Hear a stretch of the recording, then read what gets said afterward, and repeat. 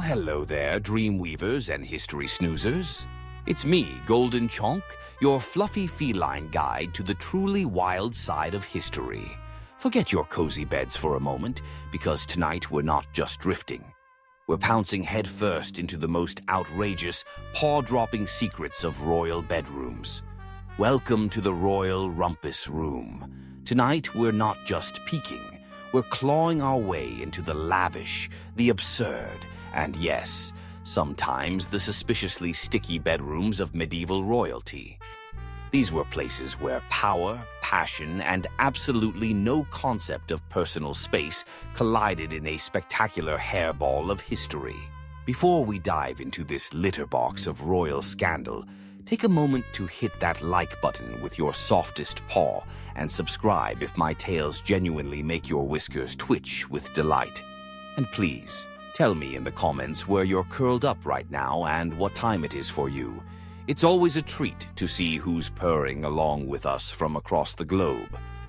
Now, dim those lights, maybe turn on a fan for that perfect soothing hum, and let's embark on tonight's incredibly messy journey together. King John, the cat who always landed in trouble. First up, we have King John of England, often called John Lackland, and informally known as the worst dinner guest in British history. You might remember him for signing the Magna Carta, or maybe for losing half of France. But my furry friends, he somehow still found time to be wildly inappropriate with most of the nobility's daughters. John's reign, from 1199 to 1216, was a masterclass in how not to run a kingdom, or frankly, how not to behave at a royal banquet. Politically, a disaster. Personally, somehow even worse. John didn't just take lovers, he collected them. He was notorious for kidnapping noble women, which in royal terms meant politely escorting them to his castles, holding them captive and entertaining them until they were either conveniently married off or simply forgotten.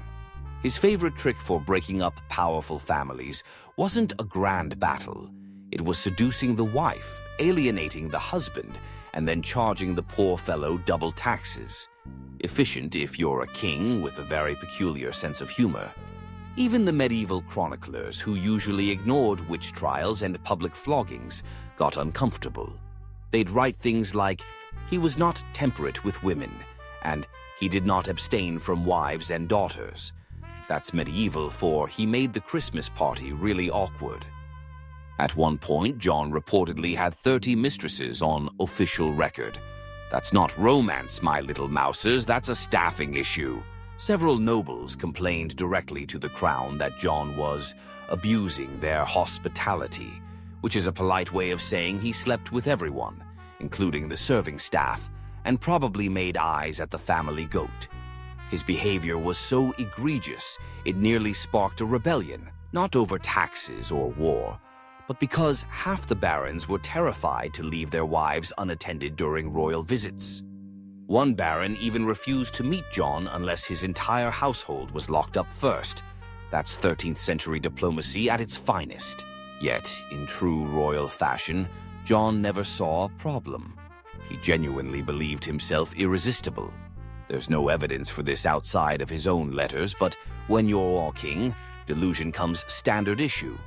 In the end, King John left behind a kingdom in turmoil, a legacy of distrust, and possibly several children no one ever talked about at court. He was the kind of king who made people invent democracy just to keep him away from their families. Not the worst monarch in history, but definitely the one you'd never ever let babysit.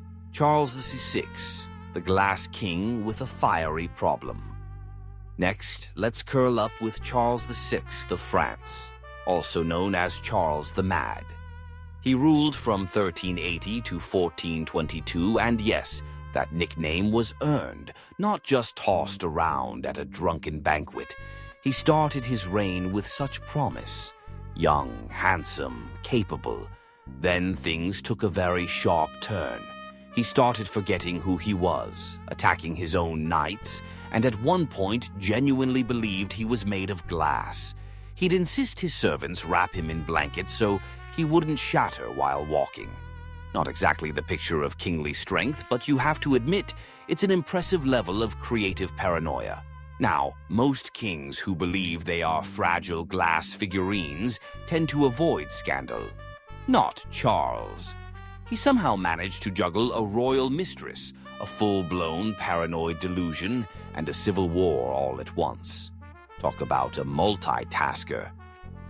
His long-suffering wife, Isabeau of Bavaria, tried to manage the court while Charles was doing things like running screaming from mirrors and refusing to bathe for fear the water might dissolve him. Meanwhile, his mistress, Odette de Champdivers, was quietly moved into the palace, introduced to everyone as his comfort. That's medieval code for don't ask questions, just smile politely. Odette, bless her heart, stayed with Charles during his most unhinged years. She must have had the patience of a saint or the property rights of a queen. She reportedly brushed his hair, listened to his glass-based ramblings, and helped him put on multiple layers of padded clothes so he could sit down safely. Nothing says passion like strapping your royal lover into a custom-made pillow suit. But Charles wasn't just eccentric behind closed doors. He also hosted court entertainments where things went spectacularly wrong. During one infamous event, the Bal des Ardents, he and his friends dressed as wild men in flammable costumes and danced around with torches. Naturally, someone dropped a flame and several of them burned alive. Charles survived, but his dignity certainly did not. Despite everything, Charles fathered 12 children, several during episodes of apparent lucidity, or at least enough lucidity. Royal chronicles don't clarify whether he remembered their names, but one can assume that naming a child not made of glass was probably discouraged. Charles VI led France into ruin, but more impressively, he managed to make mental illness, royal scandal, and medieval pyrotechnics all part of the same tragicomic package. And somehow they still let him wear a crown. Peter the Cruel. Love, lies, and locked-up wives. Finally, let's tiptoe around Peter the Cruel, also known as Pedro the Just, depending on whether you were with him or, well, under a floorboard because of him. He ruled Castile from 1350 to 1369. His idea of romance was a curious blend of royal charm, obsessive jealousy, and the occasional politically inconvenient murder. His early love life wasn't exactly Shakespearean. He fell head over paws for a noble woman named Maria de Padilla, whom he may or may not have married in secret. The secret part is key, mostly because he was also being married off to other women for alliances, which made things just a tad awkward. One of those women was Blanche of Bourbon, a French noblewoman he married, then locked in a castle 3 days later. She spent the rest of her life imprisoned, apparently because Peter decided Maria had prettier hair, or maybe he just didn't like Blanche's accent. Whether it was aggressive ghosting or unexpected annulments, Peter's idea of romance was intense. His lifelong obsession was Maria de Padilla. Even when he married other women, for those pesky alliances you know, she remained his absolute favorite. When she died, Peter reportedly wept for days. Then, in a move that would confuse any modern lawyer, he retroactively declared her his legal wife. Why? Possibly to validate the 4 children she'd already given him, or just to keep everyone on their toes. But Peter's passions didn't stop at confusing legal documents. He was known for falling in love violently, which, let's be clear, is not poetic. It's just dangerous. One of his mistresses, Doña Juana, tried to leave him. She was later found in pieces, much like several of his political enemies, cousins, and occasionally people who just made eye contact at the wrong moment. Contemporary accounts even mention Peter sometimes watched executions from his balcony, lounging with a mistress. That's not charming sociopath. That's an HBO villain with severe impulse control issues. Still, the Castilian court was never boring. Gossip flowed faster than wine, and Peter's relationships blurred the line between passion and vendetta. His idea of a romantic gesture, surprise weddings, surprise divorces, and the occasional surprise stabbing. Eventually, Peter was killed by his own half-brother in a rather symbolic act of family therapy. But his reputation as one of Europe's most aggressively unromantic romantics lives on. If love is a battlefield, my dear friends, Peter brought the entire siege equipment. Edward II, the king who loved his bestie more than his queen. Next, let's pad silently over to Edward II of England, who ruled from 1307 to 1327. He's best remembered for two things: losing spectacularly to the Scots at Bannockburn and showing more affection to his male favorites than to his actual queen. One of those things was considered treason. The other was considered controversial dinner conversation. Let's begin with Piers Gaveston, Edward's childhood companion, rumored lover, and full-time fashion icon. Piers wasn't just close to Edward. He was elevated to positions of ridiculous influence, gifted estates, titles, and jewelry that frankly matched none of his outfits. At Edward's coronation, Piers wore more sparkle than the royal regalia itself, completely upstaging the queen. That's a bold move when your survival depends on the nobles not hating you. Spoiler alert, they hated him. Edward's wife, Isabella of France, was understandably furious. She came with political expectations and a generous dowry, neither of which included sharing the throne with her husband's bestie/possible boyfriend. Edward, however, remained completely devoted. When the nobles demanded Piers be exiled, Edward sulked, sent him away, then brought him right back. It was like a teenage breakup, but with castles and crossbows. Eventually, the barons had enough and executed Piers. Edward was devastated. We're talking full-on royal meltdown, mourning clothes, public weeping, the whole medieval soap opera. His grief, however, did not lead to self-reflection. It just made room for a new favorite. Hugh Despenser the Younger. Hugh made Piers look like a subtle footnote. He wasn't just Edward's advisor. He was basically the second king. Land, titles, entire counties. Hugh got them. The rest of the nobility got angry. Isabella, by this point, had switched from annoyed wife to full-blown vengeance avatar. She teamed up with a lover of her own, Edward's enemy, naturally, invaded England and overthrew her husband. Edward was imprisoned, stripped of his crown, and possibly murdered by a red-hot poker. Yes, that rumor exists. No, we're not discussing the physics of it. Let's just say medieval revenge was rarely subtle. Edward II's reign was less about governance and more about personal drama, so intense it could be a reality show. If the Plantagenets had Netflix, his season would have been banned in 3 countries. His mistake? Mixing politics with passion, ignoring everyone else, and assuming royal power meant nobody could touch him. Turns out, everyone could, eventually. Wenceslaus of Bohemia, the king of the hangover. Finally, let's talk about Wenceslaus of Bohemia, who ruled in the late 14th century. Ruled might be a generous term. He technically held titles like King of the Romans and King of Bohemia, but his real achievements were more along the lines of public nudity, aggressive drinking, and starting fights in his own palace. If you're thinking of Good King Wenceslaus from the Christmas Carol, wrong guy. That was his ancestor. This Wenceslaus, not good, not even vaguely decent. He began with promise, crowned as a teenager, intelligent, multilingual, and capable. But somewhere along the way, he decided the royal wine cellar was more useful than the treasury, and started governing from the bottom of a goblet.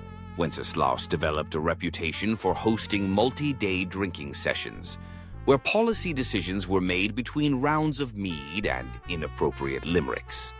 His advisors began carrying flasks, not to drink, but to survive negotiations. At court, debates often ended with someone flipping a table or being challenged to a duel using breadsticks. He also developed the habit of streaking through the castle, sometimes mid-meeting. One chronicler records Wenceslaus delivering royal edicts completely naked, except for a sword belt. His justification? Clothes are for the timid. Hard to argue with that kind of logic when the guy with the crown also has a long sword and no pants. Romantically, he favored barmaids, laundresses, and occasionally nobles' wives, though he seemed more invested in their beer recommendations than their feelings.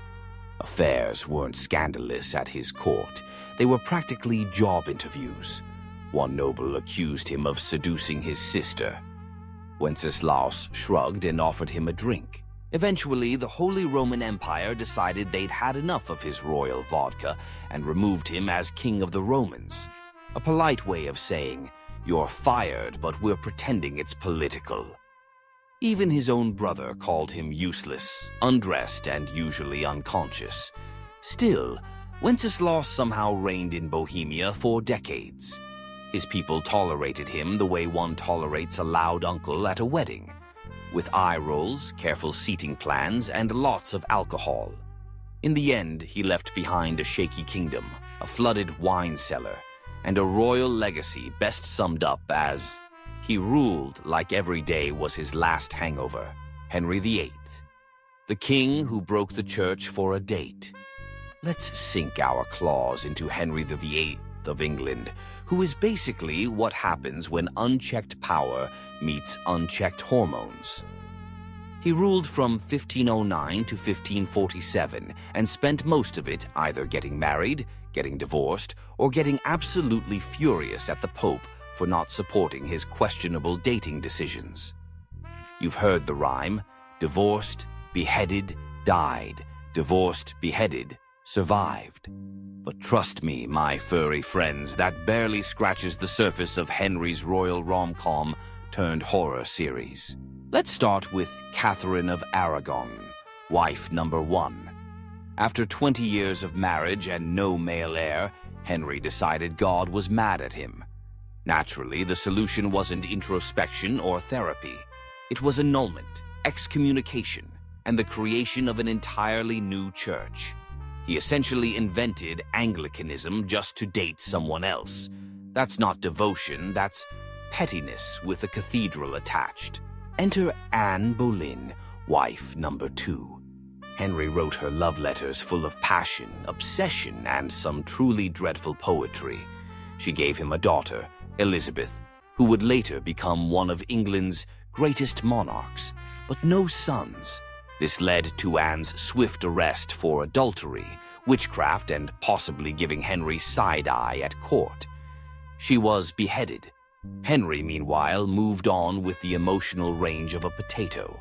Jane Seymour followed, finally producing a male heir, Edward, before tragically dying from childbirth complications. Henry mourned her deeply, by which we mean he waited a respectful 11 days before scoping out wife number 4. Next came Anne of Cleves, who Henry chose based on a very flattering portrait.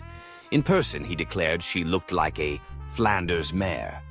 That marriage lasted a grand total of 6 months and ended in what we'd now call a no-fault divorce and a politely written Yelp review. Catherine Howard, wife number 5, was much younger and considerably less discreet. She was executed for adultery, though honestly it's hard to blame her. Being married to Henry at that point meant dealing with gout, paranoia, and a man who could barely walk but still insisted he was a gift to women.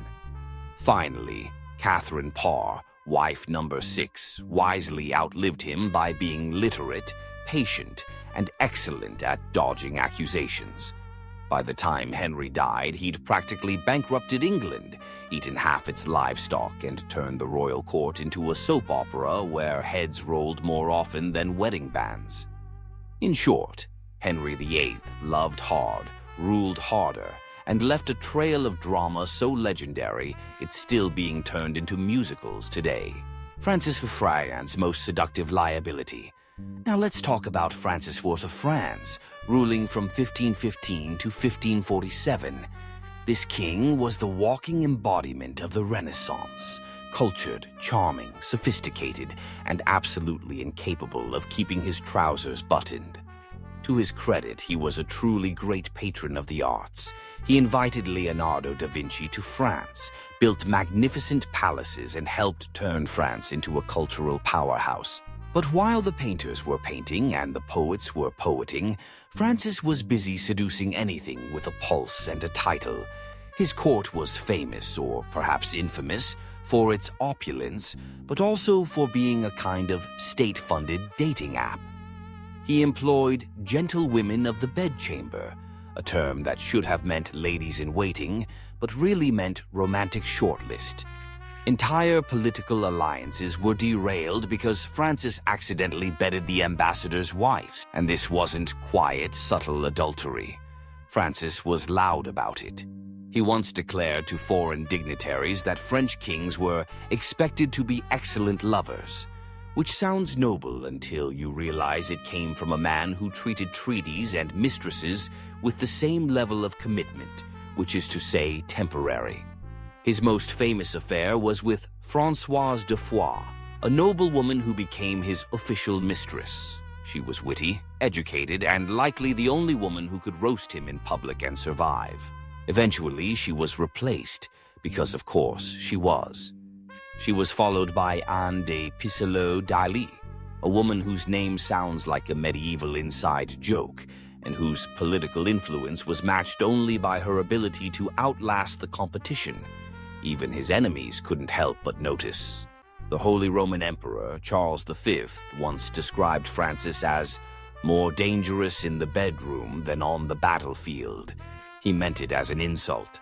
Francis probably took it as a compliment. And somehow, amid the affairs, banquets, and what can only be described as diplomatic flirtation, Francis still managed to rule effectively.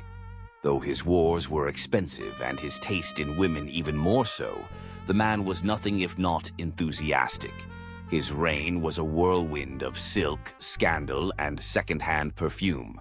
Francis I wasn't just a king. He was France's most seductive historical liability. And honestly, he wouldn't have had it any other way. Alfonso XI, the king who publicly embarrassed his queen. Alfonso XI of Castile, who ruled from 1311 to 1350.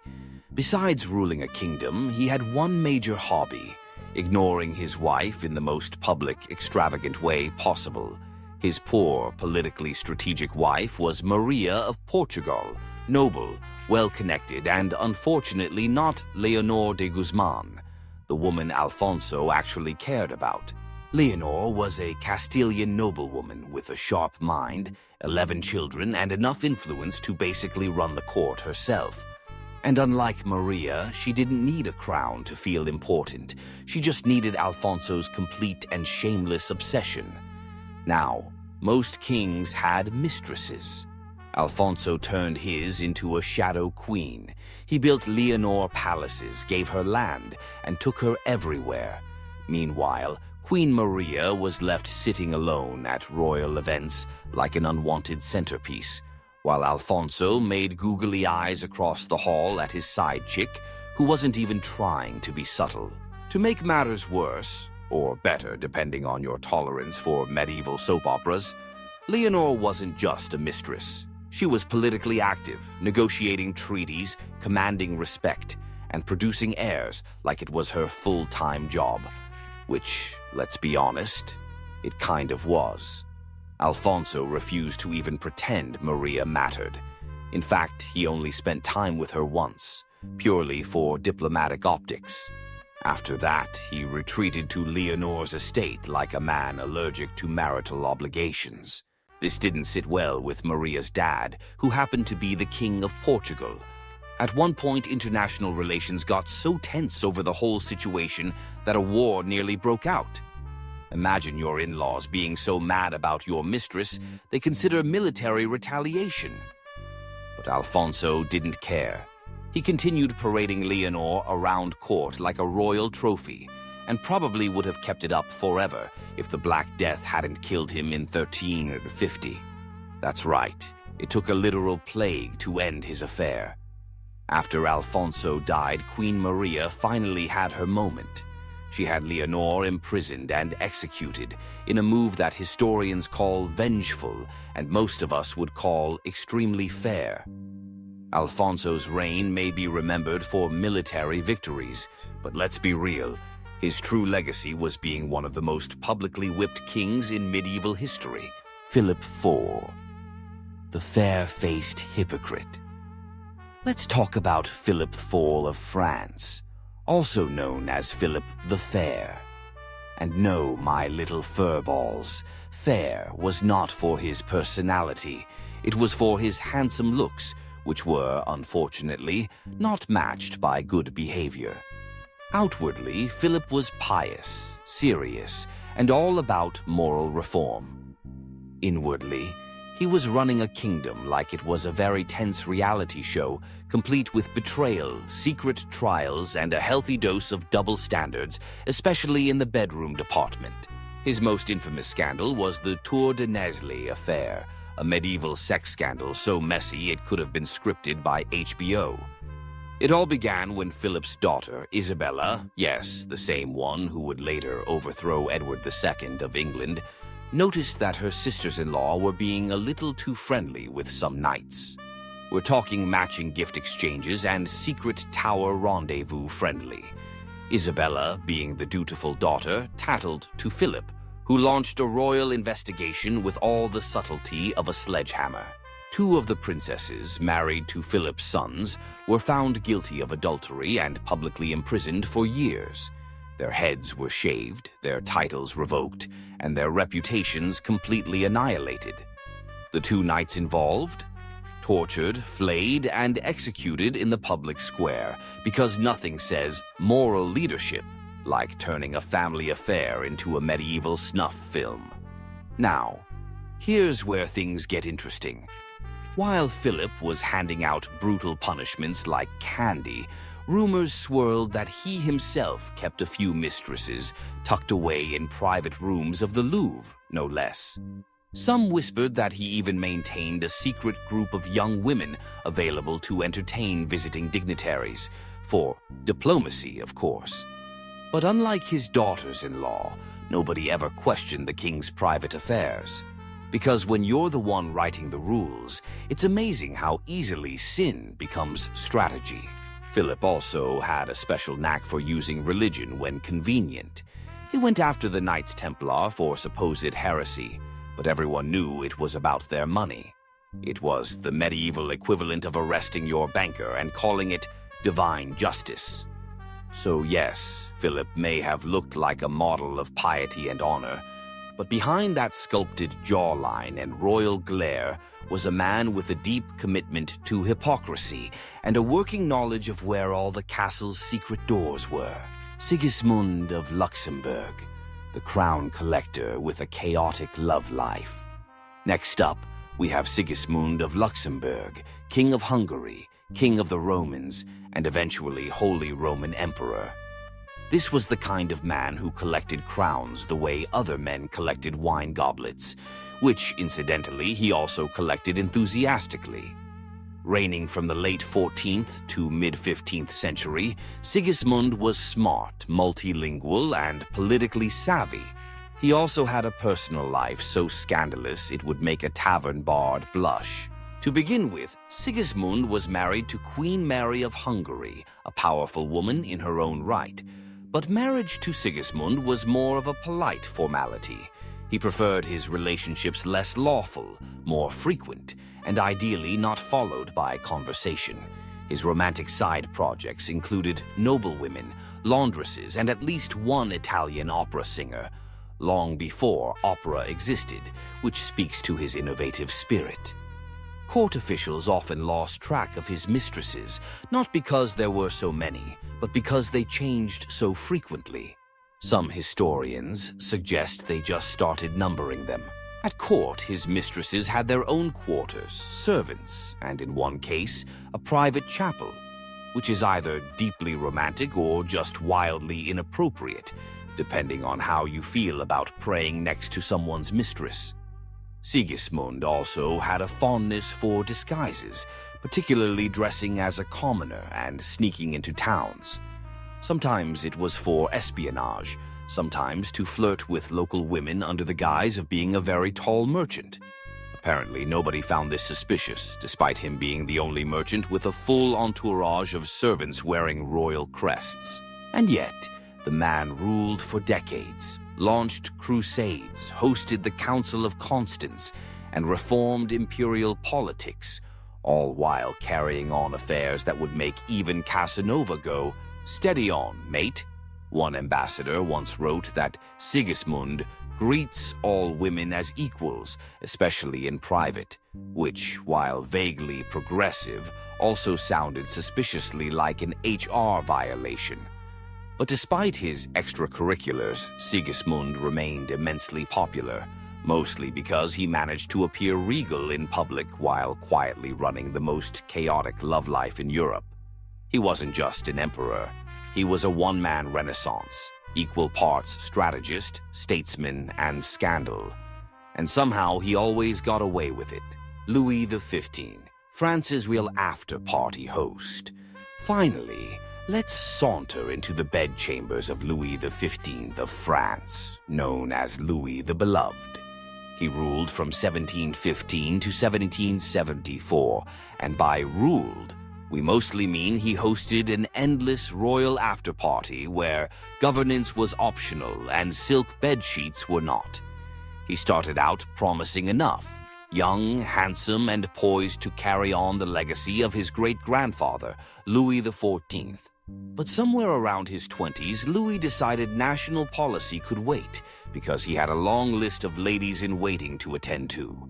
Let's talk about the Parc aux Cerfs, the quiet little house near Versailles that Louis used for, let's call them, private auditions. Girls were recruited, usually poor but pretty, brought in discreetly and rotated like seasonal produce.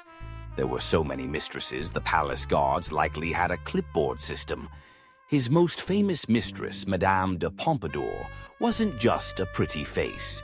She basically ran France behind the scenes.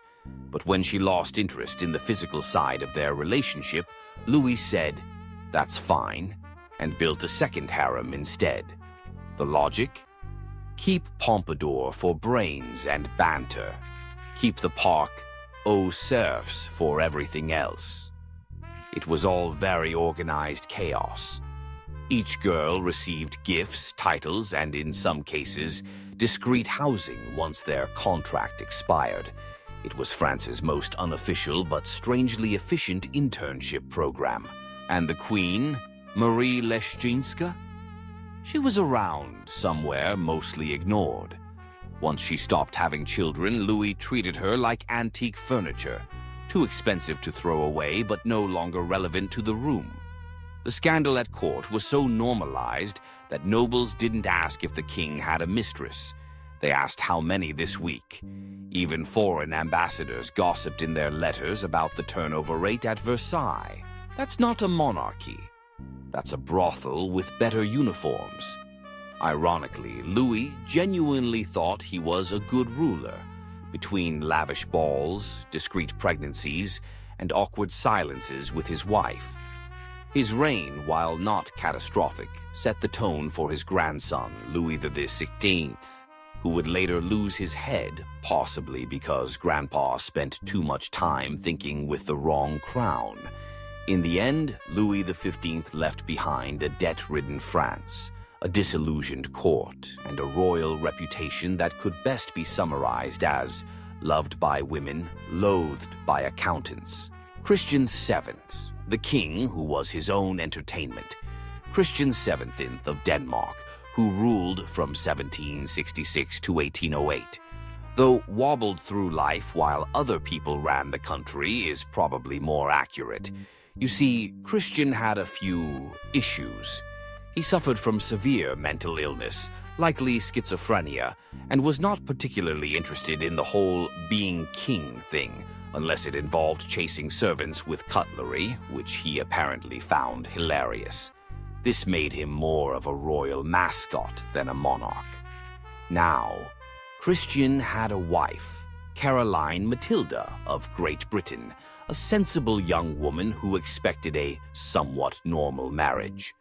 What she got was a husband who preferred masturbating in public, talking to his hand and disappearing during state dinners to ride imaginary horses down palace corridors. It's unclear what broke first, her patience or his grasp on reality. Enter Johann Friedrich Struensee, the king's physician. Smart, ambitious, and very interested in power, Struensee quickly became the real ruler of Denmark, and somewhat awkwardly, the lover of the queen. Yes, that's right. Caroline Matilda went full soap opera and began an affair with her husband's doctor. And the king? He did not notice or care. Struensee wrote the laws, signed the edicts, and kept Christian occupied with puppet shows, sword games, and gentle nudges away from sharp objects. It was perhaps the only love triangle in history where one corner was just vaguely humming to himself in the background. Caroline and Struensee even had a child together, possibly the king's on paper, definitely not his in practice. For a while, the two ran Denmark like a very progressive, slightly scandalous think tank. But royal courts are rarely chill places. Eventually, Christian's jealous mother-in-law got wind of the affair and staged a coup. Struensee was arrested, tortured, and executed quite dramatically, while Caroline was shipped off to exile with her reputation in tatters. As for Christian, he returned to being a gently supervised liability, spending the rest of his reign in a kind of padded silence. His reign is remembered less for achievements and more for the sheer absurdity of it all. A king who ruled nothing, a queen who tried her best, and a physician who tried a little too hard. History calls it a constitutional crisis. We call it Europe's weirdest love story. Charles II, the merry monarch, and his many friends. Next, let's bring some cheer back with Charles II of England, who ruled from 1660 to 1685. He came back from exile with one clear agenda: bring back fun, preferably with as many mistresses as humanly possible. Spoiler, mission accomplished. After surviving a civil war, hiding in oak trees, and living in continental poverty, Charles returned to England as king and promptly decided the nation needed a little less Puritanism and a little more clothing-optional ballroom dancing. Parliament reluctantly agreed. Nicknamed the Merry Monarch, Charles had dozens of official mistresses, and those are just the ones we know about. His most famous flame was Nell Gwyn, a sharp-angued actress who once called herself the Protestant whore, just to differentiate herself from all the other mistresses. Honestly, iconic branding. Then there was Barbara Palmer, titled Countess of Castlemaine, who was less mistress and more palace fixture. She was openly kept in royal apartments and had multiple children by Charles, all of whom were granted titles and land, because nepotism is more fun when it's flirty. Charles didn't even pretend to be discreet. He brought his mistresses to court events. He paid them government pensions. He even had a corridor built at Whitehall so they could reach his bedroom without disturbing the ambassadors. Efficiency, his name is Charles. Queen Catherine of Braganza, his long-suffering wife, endured it all with quiet dignity and possibly a flask. She bore no children, and Charles reportedly said, "She could not bear children, but she never gave me trouble," which is both a compliment and a giant red flag. Charles fathered at least 14 illegitimate children and acknowledged most of them, giving them noble titles and throwing elaborate birthday parties. Meanwhile, the legitimate line remained childless, as if karma had a sense of humor. Despite the scandals, Charles was popular. He reopened theaters, legalized fun, and restored monarchy with flair, wigs, and more eyeliner than his actresses. The people forgave him everything, mostly because he made monarchy look like a party. When he died, his final words were, "Let not poor Nelly starve." Not, "God bless England," not, "Tell my brother to rule wisely," just feed the mistress.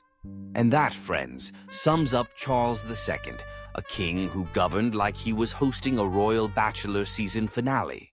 Erik Cloton, Sweden's paranoid poet king. Now let's talk about Erik XIV of Sweden, who ruled from 1560 to 1568. A short reign, but long enough to leave behind a legacy of paranoia, poetry, and utterly catastrophic dating choices. Erik started out promising.